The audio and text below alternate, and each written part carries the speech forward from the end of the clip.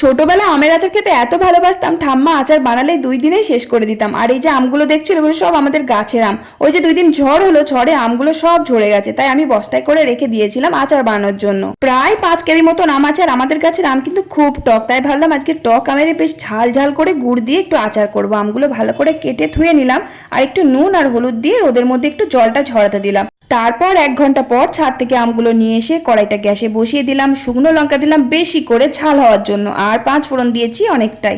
তারপরে আমগুলো একটু কড়াইয়ের মধ্যে দিয়ে ভালো করে একটু নাড়াচাড়া করে নিলাম। আর এতগুলো আম কড়াইয়ের মধ্যে ধরছিলও না। এতটা আমের আচার আমি কখনো করিনি, আর ঠাম্মার মতন স্বাদ হয়তো আনতে পারবো না, তবে চেষ্টা করব। আমগুলো ভালো করে গুড়ের সাথে বেশ করে ফুটিয়ে নিয়ে একটু মাখো মাখো করে নামিয়ে দিলাম। আর মশলা ওই যে শুকনো লঙ্কার 5 ফোড়ন একটু কড়াই ভেজে নিলাম, দিয়ে গুঁড়িয়ে নিলাম। আমের আচার এই মশলাটা কিন্তু আসলে মশলাটা দিয়ে বেশ ভালো করে নাড়াচাড়া করে নিয়ে থালার মধ্যে ঢেলে দিলাম। এবার রোদে দিলে আচার আমার কমপ্লিট। আচারটা একটু টেস্ট করে দেখলাম, ভালোই বানিয়েছি আমি। চলো টাটা।